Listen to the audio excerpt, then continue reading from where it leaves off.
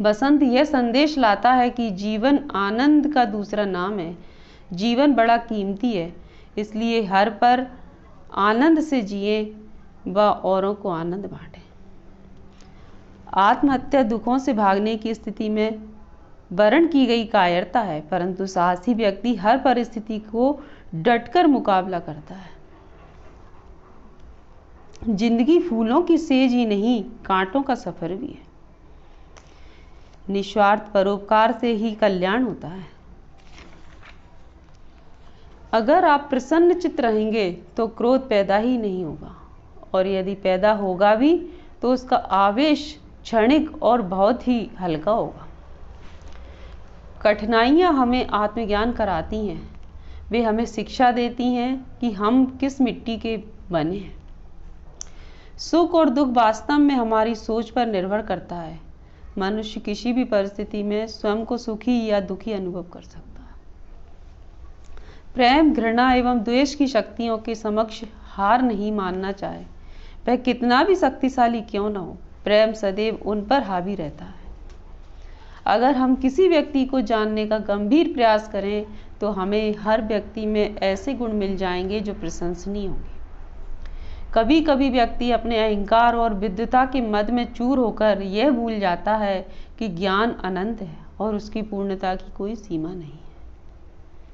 जीवन में आगे बढ़ने के लिए जरूरी है कि छोटी छोटी बातों की ओर ध्यान दिए बगैर बड़ा सोचें और इन बातों का बुरा न मानें।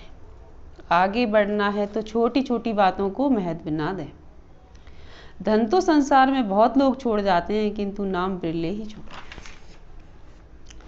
जीवन में हमें उसी दान का पूर्ण फल प्राप्त होता है जो ईमानदारी तथा परिश्रम पूर्वक कमाया जाता है। सबसे अधिक सुखी समाज वह है जिसमें हर एक व्यक्ति परस्पर हार्दिक सम्मान की भावना रखता है। प्रभु तो भावनाओं का भूखा होता है। उसके लिए ज्ञान की उच्चता मायने नहीं रखती, बल्कि वह भावना की गहराई को पहचानता है।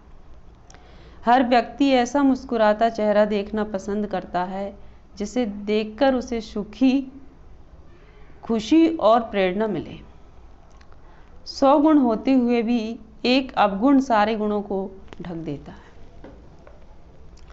पैसा अपने आप में ना तो अच्छा होता है और ना ही बुरा। वह तो सिर्फ एक माध्यम है जो मानवीय गतिविधि को ऊर्जा व दिशा देता है। सलाह पर अमल करने वाले कुछ समय तक सफल भी होते हैं, परंतु समय बीतने के साथ ही वे पुरानी आदतों के सांचे में ढल जाते हैं।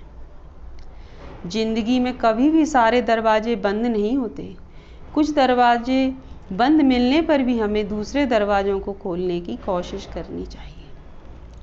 भारतीय मान्यता कर्म फल के आधार पर स्वर्ग नरक की परिकल्पना करती है। दुष्कर्मों की दुखद नियति नरक है, सत्कर्मों का सुखद परिणाम स्वर्ग है। अपने दुख को दूर करने का सबसे बेहतरीन तरीका यही है कि आप दूसरे व्यक्तियों के दुख को भी देखें। भले ही सदा लोगों की भलाई नहीं कर सकते, किंतु कम से कम विनम्रता से बातें तो कर ही सकते हैं। फिर भी तुम ऐसा नहीं करते। निर्भय केवल वे ही व्यक्ति रह सकते हैं जिनका जीवन से मोह टूट गया। मनुष्य के लिए सबसे बड़ा भय यही कोई है तो मनुष्य का भय। जमा करने से नहीं बल्कि पैसों को त्यागने से ही सुख मिलता है।